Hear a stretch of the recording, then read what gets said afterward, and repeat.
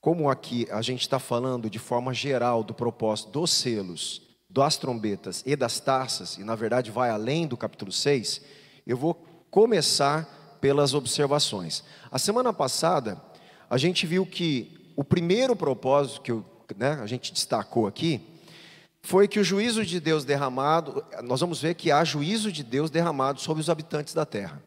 Então, tanto os selos, como as trombetas, como as taças, eles estão anunciando juízos de Deus sobre os habitantes da terra, tá?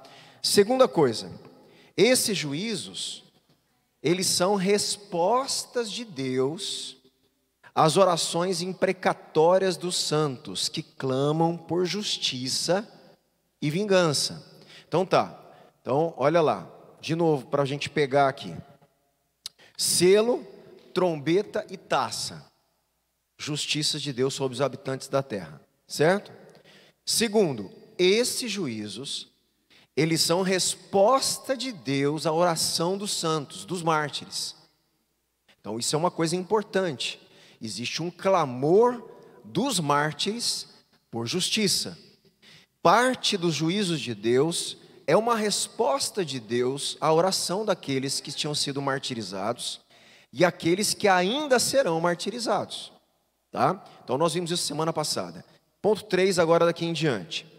Outro ponto que os selos, trombetas e taças trazem. A soberania de Deus, ela é enfatizada. Ao longo de toda a sessão, com uma palavrinha grega, eu vou falar mais uma vez, vocês vão se acostumar com ela, né? Chama edote, é uma palavrinha grega. Do jeito que tem lá kai, eidon e vi, né, importante na estrutura literária, os teólogos de Apocalipse, eles entendem que essa palavrinha aqui, edote, que significa foi dado, toda vez que aparece foi dado, essa palavra edote, eles entendem como um passivo divino, que nós vamos ver, é Deus entregando autoridade àqueles cavaleiros, para fazer o que eles têm que fazer, em resposta à pecaminosidade dos habitantes da terra. Então, não é Deus necessariamente mandando fazer, não há um imperativo de Deus direto, por isso é passivo divino, mas ele foi dado, é como que se Deus aparece de forma oculta como sujeito, mas há um sujeito na doação da autoridade aos cavaleiros, que é Deus. Tá? Então isso é interessante, aí essa tensão que a gente vai ver, isso demonstra o tempo inteiro que apesar, por exemplo, que é o cavaleiro que está causando mal na terra, apesar que seja ele que está fazendo isso, mas é Deus que está por trás, soberano, e ele não perde o controle. A própria possibilidade do cavaleiro de fazer o que ele pode fazer, o que ele está fazendo, foi dado por Deus, é uma permissão de Deus. Tá? Isso é interessante a gente notar. Então, primeiro ponto, selo, trombeta e taça, juízo de Deus. Segundo, juízo, porque Deus está respondendo a oração, parte da oração dos mártires. Terceiro, vai mostrar a soberania de Deus em todo esse processo. Quarto, Deus não precisa ordenar que o mal faça a sua vontade, mas simplesmente Deus deixa o mal operar. É uma permissão, você percebe? É uma permissão. É como talvez o paralelo que eu posso fazer para vocês seria o que acontece lá em Romanos. Quando o povo, Paulo descreve, né, a desobediência das pessoas diante de Deus, que trocaram a glória de Deus em mentira, e a punição de Deus foi deixar o homem seguir os seus próprios desejos. O castigo de Deus foi deixar os desejos deles dominarem e eles satisfazer os desejos deles. Quanto mais a humanidade satisfaz os teus desejos, os seus próprios desejos, mais ela traz castigo sobre ela. Romanos, o castigo de Deus, ele não fez nada. Ele só entregou a humanidade aos seus próprios prazeres. Ele tirou a mão e falou, tá bom, vocês querem? Faz. E quanto mais o ser humano vai se afundando nos seus próprios desejos, mais coisa ruim ele vai trazendo sobre si. Então tem alguma coisa que Deus não precisa mandar o mal. Ele fala, faça o que você tem que fazer. E isso é, de certa forma, uma punição, um juízo ao pecado dos habitantes da terra, tá? Isso é interessante também, é uma tensão que a gente vai percebendo aí. Outro ponto, 5 agora, nós vamos ver que os habitantes da terra, apesar dos juízos, de tudo o que vai acontecer, grandes momentos, a maioria dos momentos, eles se recusam a se arrepender. Por quê? Apesar de Deus estar julgando, trazendo justiça, deixando castigos, né, pragas virem sobre a terra, no fundo, o que Deus quer sempre? Arrependimento. Deus quer que as pessoas voltem para Ele, diante da disciplina, diante da consequência da maldade do coração delas, que elas parem para pensar, olha aonde a humanidade chegou sem Deus, olha onde a gente chegou sem Deus, olha como está a humanidade, não estão vendo a humanidade cada vez mais pior, e a maldade crescendo?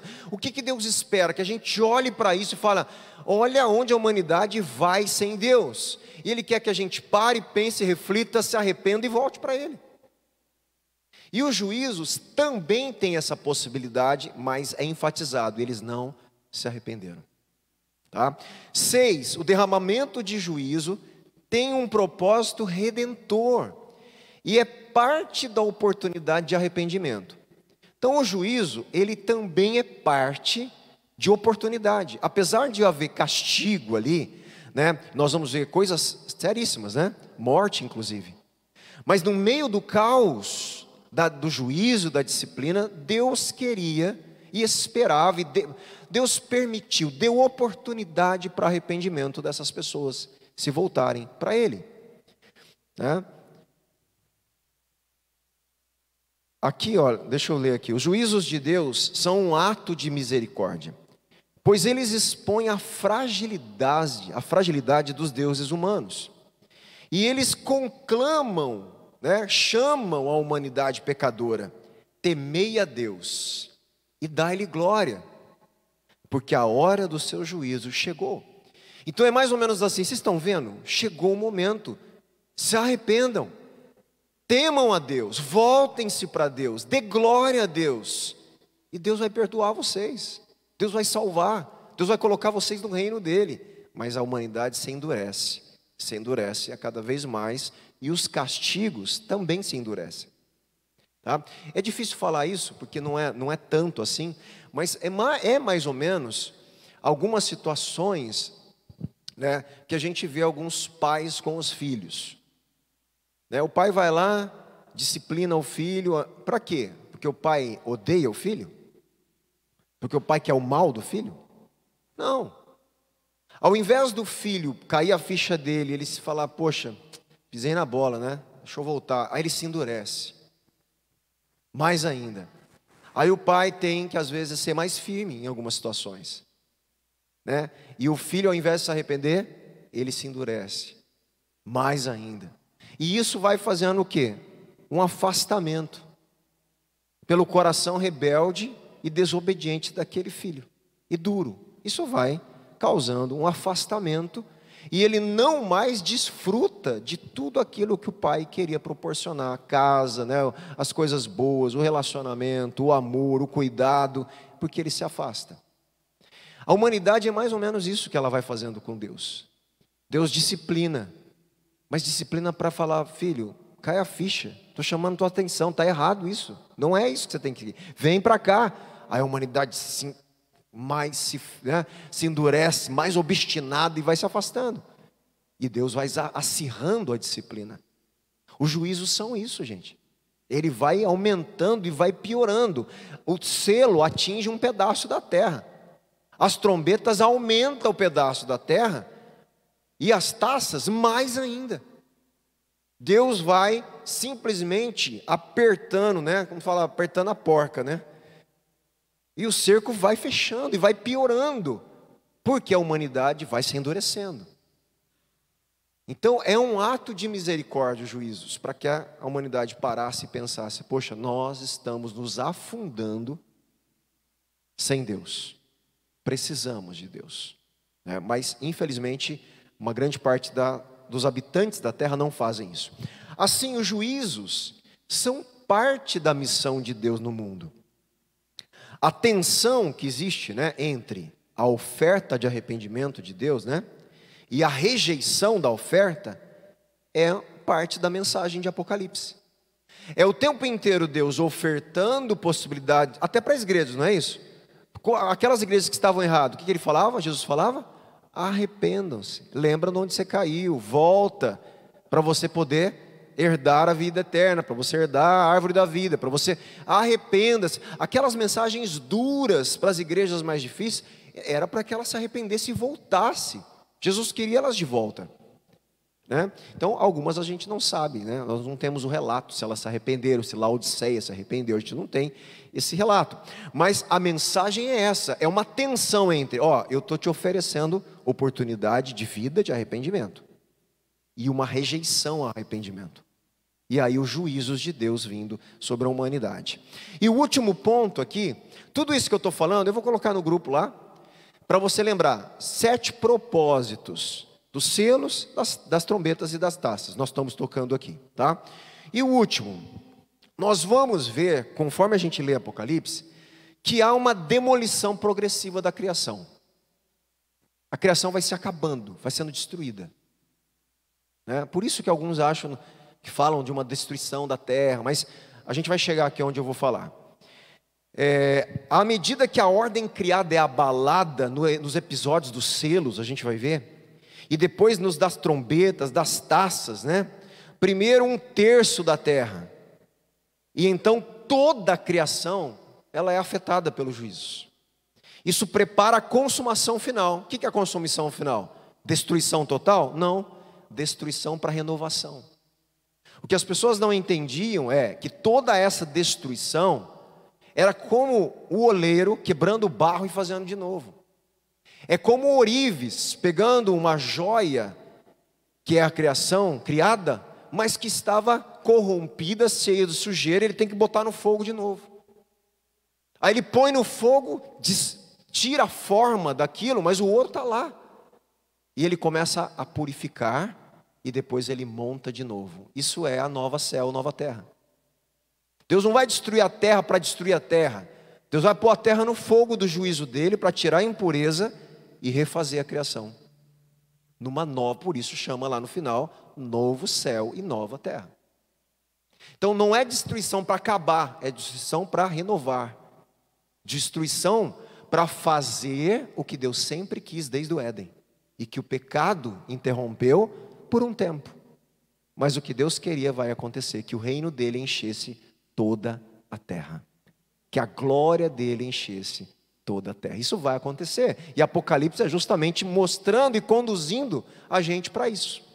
Mas até chegar lá, como se diz, né, tem pano para manga. Tem maldade, tem destruição, tem juízo, tem catástrofes, tem guerras, tem coisas no meio aí. E cada vez que vai chegando lá, as coisas vão piorando. Por isso que a gente fica o tempo inteiro. Jesus está voltando. Está nos finais dos tempos, e está mesmo, mas não põe data. Pelo amor de Deus, nunca coloque data. Não existe isso. Ninguém sabe a hora, tá? Existe percepção de estação. Está chegando, lógico, da ressurreição de Jesus para cá. Jesus inaugurou os finais dos tempos, gente, com a ressurreição. Ele inaugura a nova criação. A partir dos anos 70, que houve a destruição de Jerusalém, tem sinais da vinda dele já. E isso está se aumentando, cada vez mais, obviamente, está se aumentando. E coisas estão acontecendo que a gente fala, meu Deus, agora volta. Né? Não é assim?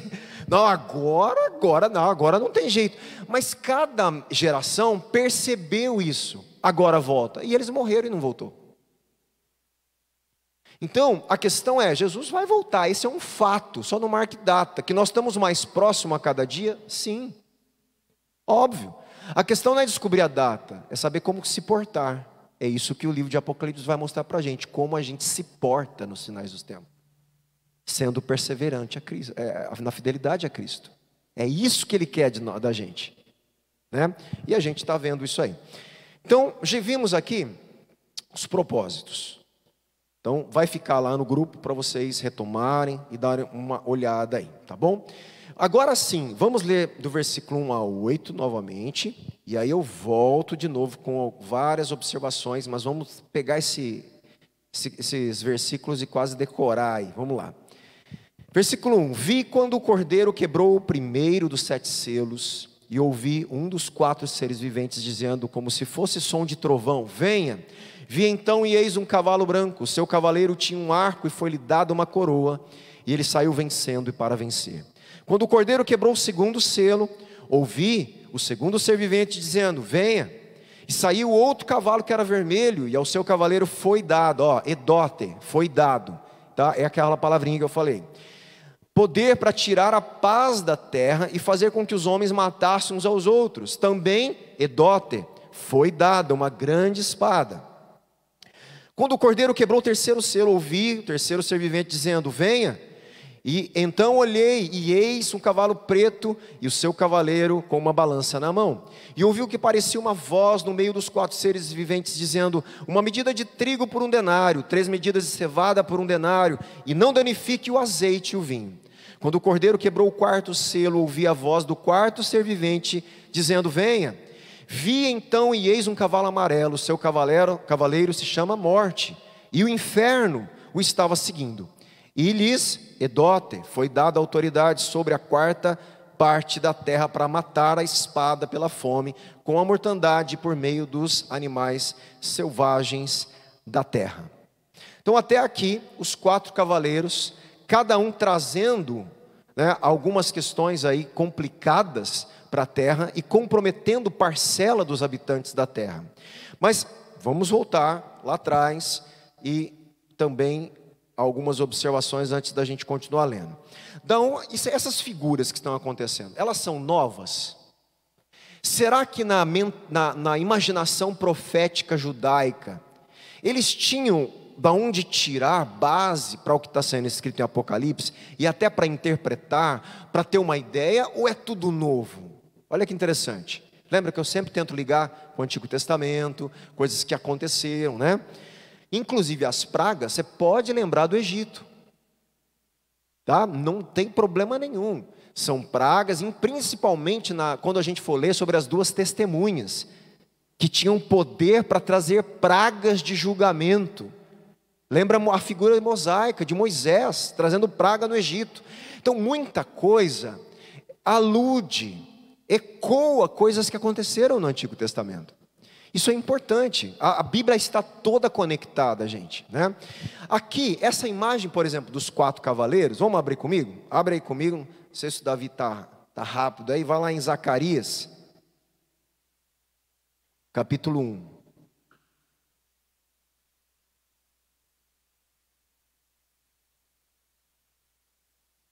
Zacarias 1, versículo 7. Olha lá. NA, Davi. No 24º dia do 11º mês, que é o mês de Sebate, no 2º ano do reinado de Dario, a palavra do Senhor veio ao profeta Zacarias, filho de Baraquias, filho de Ido. Então ele tá aqui contextualizando que é na época do reinado depois, pós-exílio babilônico, na época do Império Persa em Dario, né? Então a palavra do Senhor veio ao profeta Zacarias, filho de Baraquias, filho de Ido.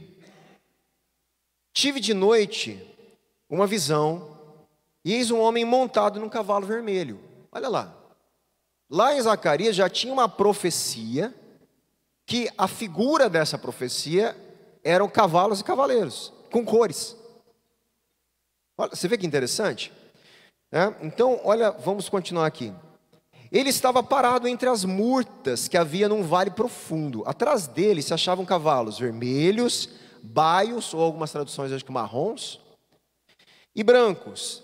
Então perguntei: meu senhor, quem são esses? E o anjo que falava comigo respondeu: eu lhes mostrarei quem são eles. Então o homem que estava entre as murtas disse: eles são os que o Senhor enviou para percorrer a terra. Você percebe que aqui está explicando quem são os cavaleiros, que ainda não explica quem são. Deus só queria saber: eu enviei para percorrer a terra. Eles são os que o Senhor enviou para dar uma passeada na terra aí e ver o que está acontecendo. Versículo 11. Eles responderam ao anjo do Senhor que estava entre as murtas e disseram: nós já percorremos a terra, e eis que toda a terra está agora calma e tranquila. Então olha que interessante, o povo de Deus não estava tão calmo e tranquilo, porque eles estavam em cativeiro, exilados, sofrendo consequências de castigos de Deus. Mas quando os cavaleiros percorrem toda a terra, eles trazem uma notícia: ó, tá tudo tranquilo na terra por enquanto aí. Esses cavaleiros trazem uma notícia diferente dos cavaleiros de Apocalipse. Lá em Apocalipse, os cavaleiros vão tirar a paz da terra. Mas o que nós temos que entender é que essa figura de cavalos e cavaleiros, e Deus enviando, por figura de linguagem, metáforas, juízos, através dessa figura de cavalos e cavaleiros, já existia na cabeça dos judeus e dos leitores. Né? Se você pega ainda, vai lá, o Davi, capítulo 6, Zacarias capítulo 6. Versículo 1 diz assim, ó: outra vez levantei os olhos e vi, e eis que 4 carruagens saíam do meio de 2 montes, e esses montes eram de bronze. Na primeira carruagem, os cavalos eram vermelhos, na segunda eram pretos, na terceira eram brancos, na quarta eram marrons, baios, 4 cavalos, de 4 cores. Todos eles eram fortes. Então perguntei ao anjo que falava comigo: meu senhor, o que é isso? O anjo respondeu: olha aqui os 4 cavaleiros são 4 ventos do céu, que saem de onde estavam diante do Senhor de toda a terra. A carruagem em que estão os cavalos pretos sai para a terra do norte. Os cavalos brancos saem após eles, e os cavalos baios vão para a terra do sul. Assim os cavalos fortes saem forcejando para seguir adiante, para percorrerem a terra. O Senhor lhes disse: vão e percorram a terra. E eles percorriam a terra.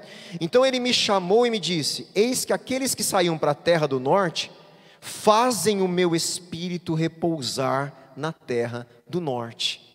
Então esses cavaleiros, você percebe que eles têm funções diferentes. Eles estão percorrendo a terra por ordem do Senhor, levando o seu vento para esses lugares. Vento aqui pode talvez ser traduzido até como espírito, né?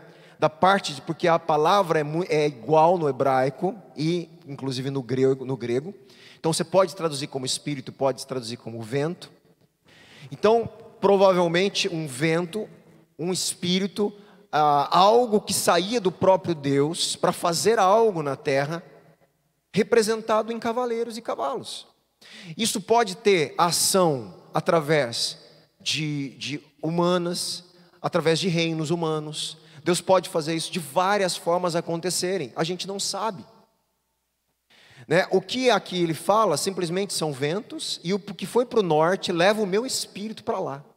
Olha que interessante, né? Alguma coisa Deus naquele momento estava avisando que no norte eles estariam fazendo algo pelo espírito dele, e eles estavam passeando a terra. Então o que eu estou falando? Que no imaginário da profecia judaica já existiam essas figuras de 4 cavaleiros com cores diferentes, andando sobre a terra por ordem de Deus. Lá em Apocalipse, eles também, por ordem de Deus, por permissão de Deus, têm autoridade, mas agora para trazer catástrofes, juízos. Você percebe? Lá está tudo em paz. Deus, ó, está tudo tranquilo, a gente dá uma passeada, avisa Zacarias aí que está tudo em paz na terra. Agora Deus fala: não, vai lá e tira a paz da terra. E a partir do momento que o escatom, os finais dos tempos, vai chegando mais próximo, mais problemas desse tipo vão acontecer. É isso que a gente vai ver no livro de Apocalipse. Então em Zacarias, as carruagens percorrem contra a terra tranquila, né? Então existe esse contraste que eu estou falando para vocês. Outra coisa interessante também, vamos ver Ezequiel, capítulo 5. Vamos ver se Ezequiel traz mais alguma informação para a gente aqui, ó, de alguma coisa que poderia está conectado ali com Apocalipse. Ezequiel 5,12 diz assim, olha só, no próprio, você leu ali que está falando, terça parte da terra, vocês lembram que a gente viu? Lembram, né?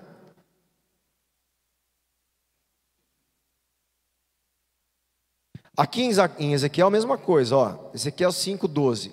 Uma terça parte dos seus moradores morrerá de peste e será consumida pela fome dentro de suas muralhas. Outra terça parte cairá a espada nos seus arredores. A outra terça parte espalharei aos quatro ventos e irei atrás dela com a espada na mão. Assim se cumprirá a minha ira, Deus fala. Satisfarei neles o meu furor e me acalmarei. Saberão que eu, o Senhor, falei motivado pelo meu zelo, quando cumprir neles o meu furor. Ezequiel aqui, obviamente, ele está falando do cerco de Jerusalém. Estava falando lá do Antigo Testamento, dos judeus, né, relacionado ao exílio, ao cerco, à destruição de Jerusalém. É uma consequência do que eles tinham feito com Deus. No versículo 11 diz assim: porque você profanou o meu santuário com todas as suas coisas detestáveis e com todas as suas abominações, tão certo como eu vivo, diz o Senhor, eu me retirarei. Eu vou sair no meio de vocês, eu vou embora. Foi o que aconteceu. Deus foi embora do templo, foi embora de Jerusalém. E eu não vou só embora, eu vou espalhar vocês entre as nações. Eu vou tirar a terra de vocês. E uma terça parte vai acontecer isso, uma terça parte de vocês, juízo de Deus para um povo que tinha quebrado a aliança com Deus, ser separado. A humanidade toda está nesse estado, separação de Deus, caída e quebrada a aliança com Deus.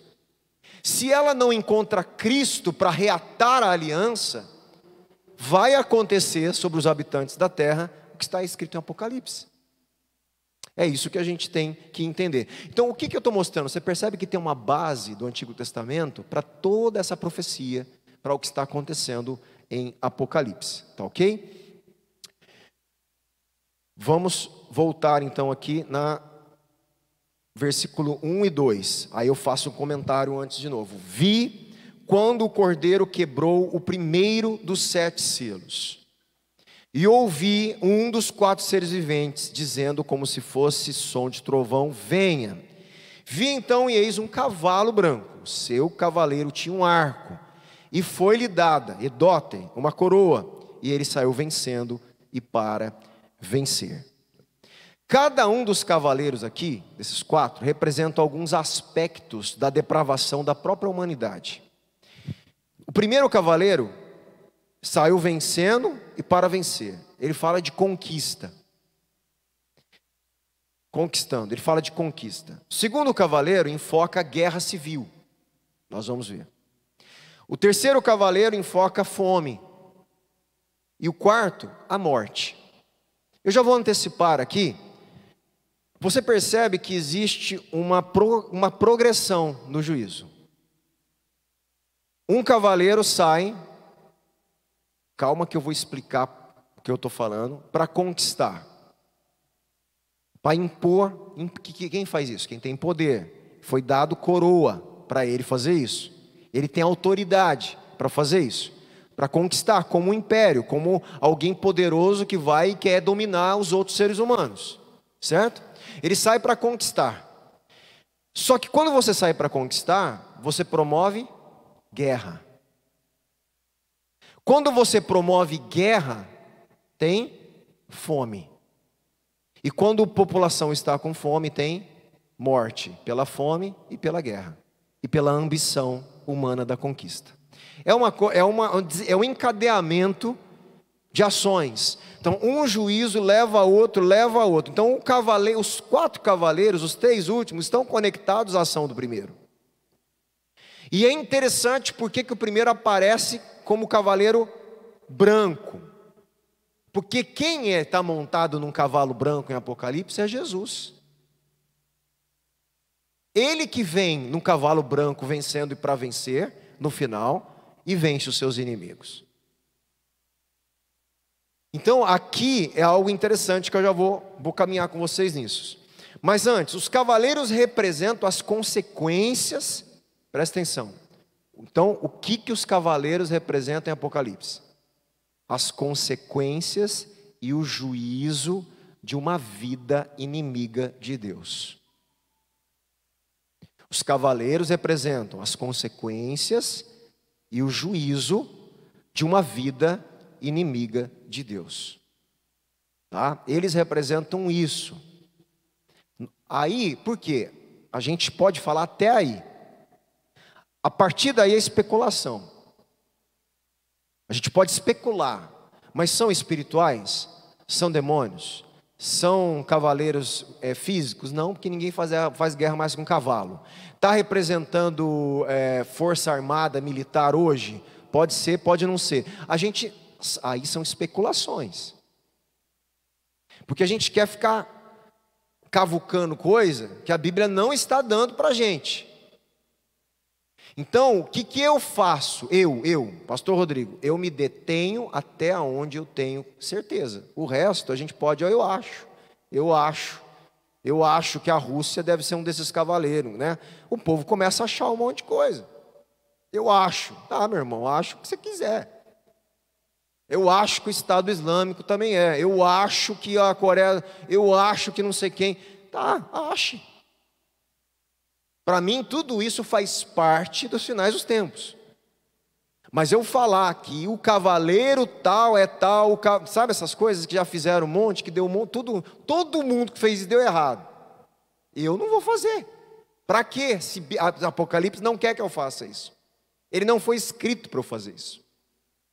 E quanto mais as pessoas começam a cutucar esse tipo de coisa, mais eles erram. Procurou data, meu irmão. Começou a procurar cronologia exata. Começou a procurar detalhes desnecessários, sem entender o princípio, vai dar ruim. É o que eu falei, que eu brinco com vocês, né? A marca da besta já foi a televisão. Vocês sabiam disso? Eu estou falando sério, vocês sabiam disso? A marca da besta já foi a televisão. Olha para você ver que é a loucura do ser humano. Querer interpretar Apocalipse de formas que não tem nada a ver, né? A marca da besta já foi a televisão. A marca da besta já foi o cartão Visa, que é 666. A marca da besta já foi a internet, que é www, que você corta da 666. A marca da besta já foi, o chip está esperando até hoje. A marca da besta agora é a inteligência artificial. A marca da besta, você está entendendo? Meu irmão, para com isso. Para com isso. A marca da besta é uma marca espiritual. É óbvio que ela se reflete na sociedade anticristã que a gente está vivendo. Nós vamos ter um monte de sinalizações no mundo que são anticristo. O sistema econômico é anticristão? E muito. Então ele pode representar o anticristo? Lógico que pode. Então o que eu estou dizendo é que você não pode pegar, é isso. Não, a marca da besta são as pessoas que são controladas pelo espírito anticristão na sua testa, na sua mente e nas suas obras. Ponto. É isso. Do jeito que a marca de Deus, cadê a marca de Deus em você? Eu já falei isso, cadê? Você sai caçando a marca de Deus? A Bíblia fala que quem não tem a marca de Deus na testa não é dele. Apocalipse está falando isso. Cadê a tua marca? Não estou vendo, você não é de Deus não. Porque não tem marca física, pelo amor de Deus. Não vai aparecer alguém, vai sair marcando todo mundo na testa, no mundo inteiro, quem é de Deus. Com a marca 777, com a marca... Não vai. Porque é uma marca do seu espírito, é uma marca na sua mente, é uma circuncisão do coração. Até a circuncisão, que era a marca física, hoje é do coração. Você acha que Apocalipse vai botar marca na testa de alguém? Então, isso tudo, eu falo que as pessoas levam as coisas loucas. Elas entram num mundo de fantasia. Aí você fala, pastor, mas essas coisas não são anticristãs? Aí sim, é o que eu estou falando. Nós estamos num mundo onde o espírito do anticristo já está operando desde a época de João. João escreve já tem anticristos aqui no meio de vocês? Porque sempre há um espírito anti-Messias. E quando eu falo anti-Messias, eu estou falando que é contra o Messias de Deus e outros que querem ser o Messias de Deus. Se colocam no lugar dele e ofertam salvação para o povo como se fossem ungidos de Deus. Isso é anticristo. Aparecerão, Jesus fala, no meio de vocês, falsos cristos, falsos profetas, falsos mestres, e enganarão a muitos. Então o espírito do anticristo não é só ir contra Cristo, é querer ser Ele, e usar até mesmo o nome dele, como que estivesse representando o ungido de Deus. É o que os impérios humanos fazem o tempo inteiro. Governantes se achando semidivinos. Eu tenho a voz de Deus, cuidado, né? Pessoas que acham que a voz de Deus é a voz delas. E submetem a pessoas à opressão o tempo inteiro. Então os governos, gente, nós temos a história, e quem lê um pouquinho de história, a gente vai ver muitos governos, né, na época medieval, usando o nome de Deus para matar pessoas. Usando o nome de Deus, a cruz, para queimar gente em praça pública. Você acha que Deus queria isso? Você acha que Deus queria isso? Deus mandou? O que eu entendi é que Jesus mandou amar os inimigos. Que dirá os irmãos, mas os irmãos hereges vão matar, né? A gente tira eles, né? Você está entendendo? A loucura que se faz em nome de Deus. Anticristos vão pagar. Vão ser julgados. Então isso a gente precisa compreender com clareza, né? Para a gente não ser enganado aí. Vi quando cai Edom, quando o cordeiro quebra o selo. Quem dá início aos juízos? O cordeiro. Porque quando ele quebra o selo, os juízos estão aptos a ser implantados. Isso é importante, porque aqui também está a soberania de Deus. Quem é digno de quebrar o selo? O que ele está falando? Quem é digno de quebrar o selo para iniciar os acontecimentos dos finais dos tempos? Que devem acontecer na hora de Deus, mas só aquele que venceu pode quebrar e iniciar os atos dos finais dos tempos. Jesus, o Cordeiro. Quando ele quebra, já foi quebrado? Eu não sei. Vai ser quebrado? Vai, se não foi, vai. Está sendo hoje, eu não sei. Entende o que eu estou falando? Nós podemos estar no meio dos selos, no começo do selo, no meio das trombetas. Gente, essa problemática a gente não pode entrar. Fora que eu vou frisar com vocês, as trombetas, elas podem ser juízos diferentes, ou podem ser os mesmos dos selos intensificados. Nós não sabemos. Segundo a cultura hebraica, pode ser muito, como eu já expliquei textualmente, que ele fala 3 vezes a mesma coisa, só que mostrando que quanto mais o ser humano, é como se fosse dores de parto, realmente é usado isso na palavra, é uma dor de parto. Vem a primeira leva dos juízos e arrasta uma terça parte. Né? Um quarto, tem um quarto, depois terça parte, depois a terra inteira. Ele vai o quê? A dor de parto, ela vai o quê? Se intensificando. Ela vai diminuindo e se intensificando, diminuindo e intensificando. Não é o que está acontecendo com o mundo? Vai acontecer, isso vai acontecer. Só que a gente não tem cronologia exata. Cuidado com as cronologias exatas. Né? Cuidado. Igual, meu pai mandou um vídeo esses dias, meu pai gosta de assistir essas coisas, né? Eu gosto e não gosto, porque tem muita teoria da conspiração, que não, sabe, umas loucuras que o povo inventa. Mas o que ele falou está acontecendo agora, aconteceu esse final de semana. Só que, não sei se você viu lá, acontece desde 1954 essa reunião. Mas o povo coloca como se fosse uma reunião nova, uma reunião da nova ordem mundial. A reunião acontece desde 1954. Todo ano os caras reúnem para conversar sobre coisas, direções. São os poderosos da Europa, hoje, CEO da Microsoft, CEO da inteligência artificial, os grandes ricos, eles se reúnem para conversar sobre o futuro da humanidade, o futuro da economia mundial. Todo ano, desde 1954. Meu irmão, é óbvio que vai sair coisa ali do anticristo. Isso é óbvio.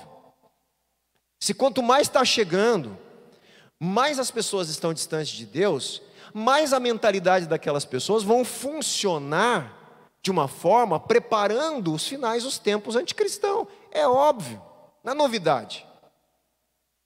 Mas isso desde 1954. Entende o que eu estou falando? Porque as pessoas soltam aquela coisa sensacionalista. Aconteceu 3 dias. Aí eu fui pesquisar. Essa reunião acontece anualmente desde 1954. Todos os anos, então, está acontecendo um negócio de anticristo lá? É. Porque o mundo está se distanciando de Deus. Então é óbvio que todo o foco de Apocalipse, você percebe que cai na onde? Na mão dos poderosos, a culpa dos caras. Todos os habitantes da terra, mas os poderosos, os que matam os seres humanos por causa de poder, esses vão responder pior do que os outros. Esses aí têm culpa igual os religiosos no tempo de Jesus. Quem que Jesus batia de frente? Não era com o povo. Não eram as ovelhas perdidas de Israel que ele foi lá cuidar, que também negou, que também mandou matar ele, mas eram com os poderosos religiosos, judaicos, os fariseus, e não eram todos os fariseus. Eram os poderosos do Sinédrio, eram os cabeção lá, que mandava, que tinha o poder de mandar ele lá para Roma para crucificar. O sacerdote, Caifás, Anás. Esses aí, Jesus põe o dedo e fala: vocês são hipócritas, raça de víboras, seu bando de sepulcro caiado. Jesus não falou nunca isso para o povo que ele amava e queria salvar.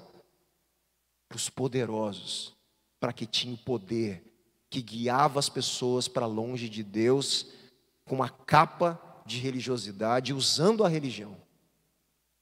Esses Jesus confrontou. Entende? Então essas pessoas vão prestar contas. E obviamente nós estamos vendo isso, um choque com o poder de César, do Império Romano. E aqui em Apocalipse, o Império Romano e César representa todos os poderes humanos que não se submetem a Deus e às leis de Deus, afrontam a Deus, corrompem o país, a humanidade. Estava conversando lá esses dias, fomos num curso com o pastor Anacleto. O pastor Anacleto contando casos ali, de países de missões, pobres e tudo. Conhece um pouquinho alguns países da África, morou lá e tem muito acesso. A fala dele é o seguinte: está na pobreza aquelas crianças morrendo de fome por causa dos governantes. Não tem outra explicação. O país está passando por causa que está, por causa de poucos poderosos que oprimem o povo e deixam o povo morrer de fome. Esses aí vão responder diante de Deus. Muito. Todos vão. Mas esses aí têm uma parcela de culpa grande, porque estão no lugar de deuses, mandando sobre a vida do outro, deixando pessoas morrerem para satisfazer os seus desejos pessoais, egoístas e corruptos. E Deus vai julgar. Vão prestar contas. E Apocalipse é isso. O Império Romano, a Babilônia, a besta, vai cair. O poderio bestial humano vai ser derrotado. O reino de Deus vai ser implantado. O verdadeiro poderoso que tem a espada, o verdadeiro cavaleiro do cavalo branco, vem trazer o reino de paz, justiça e alegria para todos. Essa é a mensagem, de Apocalipse. E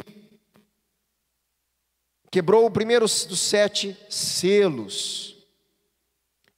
Aqui, deixa eu só encerrar aqui com essa observação. A fórmula aqui de abertura liga fortemente esse texto com o cordeiro que é digno do capítulo 5. O cordeiro que é digno no capítulo 5, agora está exercendo a sua dignidade de abrir e quebrar o selo. Todo evento nos juízos dos selos é iniciado com a ação do Cordeiro. Todo evento é iniciado com a ação do Cordeiro. O Cordeiro quebrou o primeiro selo. O Cordeiro quebrou o segundo selo. Quando ele quebra o selo, um ser vivente chama o cavaleiro. Entende a dinâmica? Presta atenção na dinâmica. A hora que ele quebra o selo, o ser vivente se levanta e fala para o primeiro cavaleiro: venha. A hora que ele quebra o segundo ser vivente chama o segundo cavaleiro. Os cavaleiros que trazem maldade sobre a terra não fazem nada sem a permissão daquele que está sentado no trono e do Cordeiro. Essa é uma coisa importante que eu tenho frisado. Deus não perde o controle de nada. Como juiz divino, o Cordeiro inaugura a ação em conformidade com a sua dignidade apresentada no capítulo 5. Amém? Nós vamos ver semana que vem. Tem várias interpretações, tá? Vou antecipar. Alguns falam que o cavaleiro pode ser o anticristo. Outros falam que o cavaleiro pode ser Cristo, que eu já não concordo, né? Exatamente. Mas tá? Tem gente que vai para essa linha, que para mim, para o caso do cavaleiro, aí liga o cavaleiro e tal, mas para mim não faz nada, nenhum sentido. O sentido aqui tem a ver com o que eu tenho falado. Existe um xerox negativo.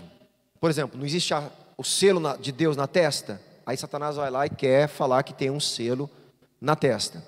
Tem o número da perfeição de Deus, ele cria um número, tal. É uma imitação. Então esse primeiro cavaleiro, ele assume um lugar que não é dele. Ele quer exercer uma conquista que o único digno para conquistar é o cavaleiro do cavalo branco. Então existe uma imitação. E quando ele faz isso, ele inaugura a atuação dos outros cavaleiros, que traz morte, fome, peste, né?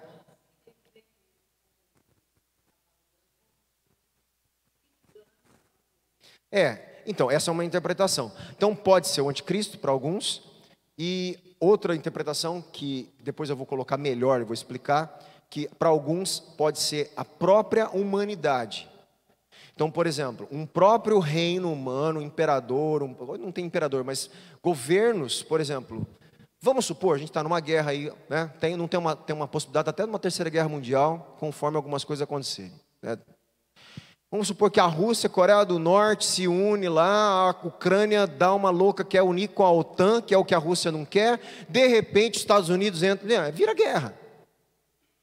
Então, pode ser a China no meio, entra no meio e tal, e aí se unem em blocos, e sai então, por exemplo, aquela banda do Oriente, China, Coreia do Norte, Rússia, e sai querendo conquistar o Ocidente, destruir toda a influência que tem do país ocidental, toda a questão do cristianismo e tal.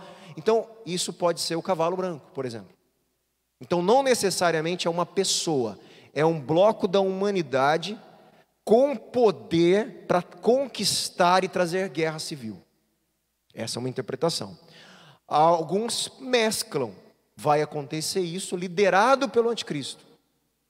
Então você tem várias interpretações nesse, a gente vai tirar o quê? Uma essência desse juízo, e aí cada um entende, não, eu acho que o anticristo junto com não sei o quê, não, eu acho que faz sentido realmente nações que estão se juntando para conquistar a terra e tentar trazer projeto imperialista para o mundo. A gente entende do jeito que quiser.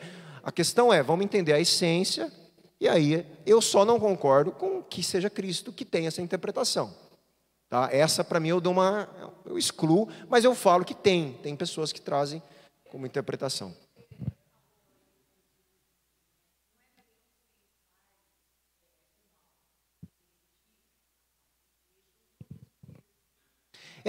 Ele tira no sentido que a gente vai perceber, ele está dando o juízo pertencente à humanidade.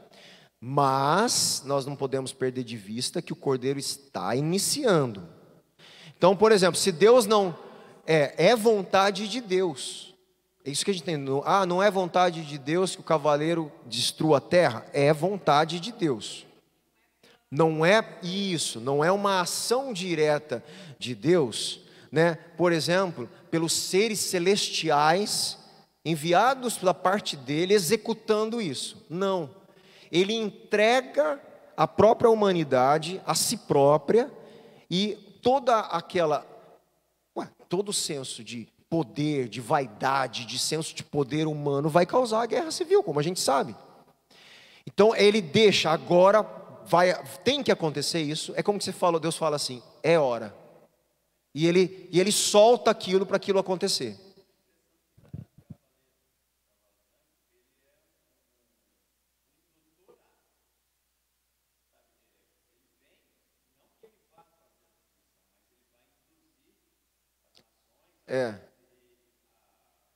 Porque sim, ele desencadeia as outras consequências. Ele desencadeia, porque ele sai para conquistar, e é como que se liberasse juntamente os outros cavaleiros, porque os outros cavaleiros representam o que essa conquista vai trazer. Vai trazer guerra civil, fome e morte. Então é como se houvesse realmente um desencadear de acontecimentos, por causa do início desse cavaleiro, né, que está querendo conquista, vencer. E ele está querendo fazer isso no lugar do Messias. É isso que é a questão, né? Lugar do Messias.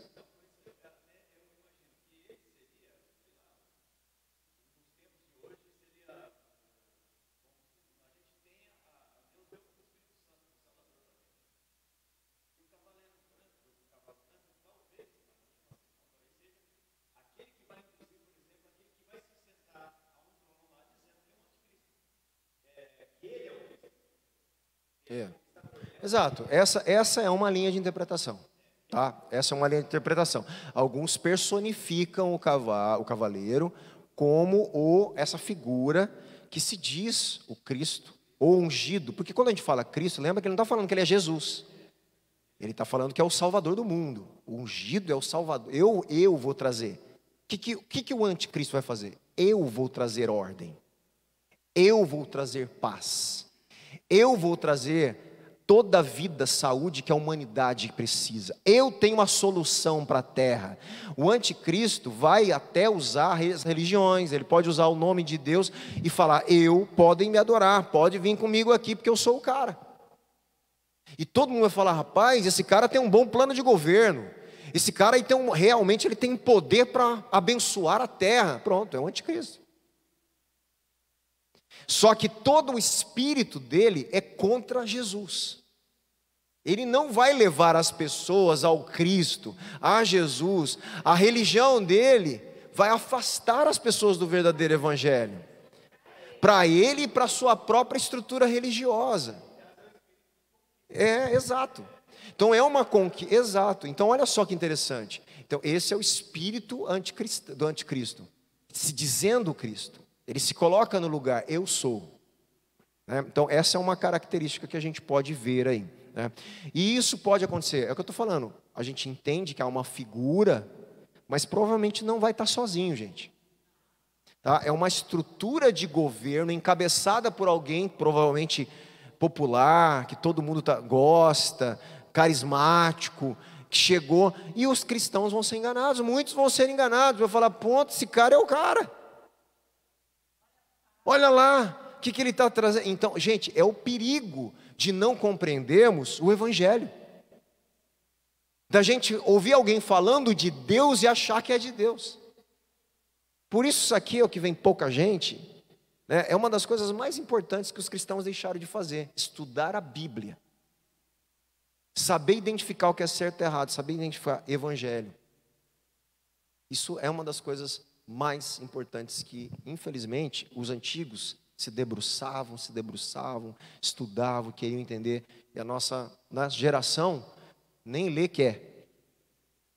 Então, é uma situação delicada, tá bom? Mas nós vamos perseverar, e a gente vai entender, Deus vai nos livrar do mal.